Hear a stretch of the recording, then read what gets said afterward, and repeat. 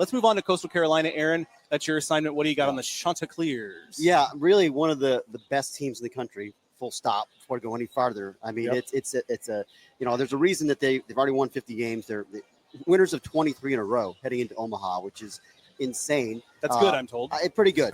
A stretch that, of course, includes 3-0 run through the Conway Regional, where I was that first weekend of the postseason. And it was impressive because, they showed they can beat you with some offense, in one of those games against East Carolina. And then they come back and win 1-0 in the clincher. And that's really more who they are. It's an elite pitching and defense team. They continue to do that, to pitch and defend at a very high level at Auburn and swept those guys on the road. I mean, we think Coastal Carolina was probably underseeded at number 13. Right. Probably we had them at more like number 8 or 9. At 8 at one point over the weekend. Yeah. We just didn't think the committee would give them a top 8. Yeah. We had them at number 8 on Friday or Saturday morning. So they're really, they're really good. Yeah. They're really experienced. One key player for me, Joe, for them offensively is Colby Thorndike, because they need. This is a team that, again, it's not like your typical Coastal team. They don't have as much offensive firepower as we're used to seeing from Coastal. They need some guys to kind of step forward in big moments like Thorndike did in the regional. It's the guy who had, I think, 2 home runs all regular season, and then he had a 2-homer game against East Carolina, part of a 4-for-5 performance. They recruited him they recruited him to be a big power bat, like a centerpiece guy, and he's kind of shown that at times.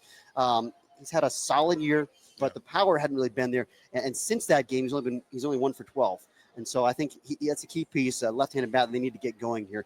On the mound, there's a lot of guys you could talk about. I mean, certainly Cameron Fluke and Morrison are the big 1-2 punch. The bullpen is loaded, but keep an eye on Riley Eichhoff.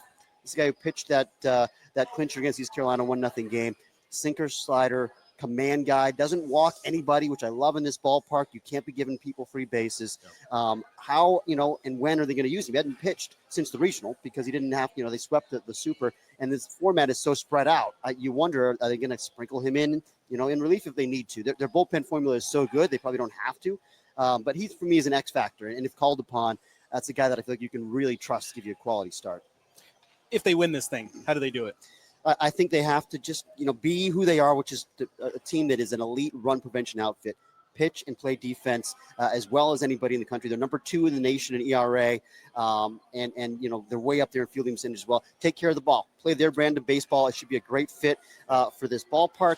And, hey, they're probably not going to beat you with home runs at the Chuck box. That's not who they are. And they don't have to be because they've proven that their formula works and plays in different settings.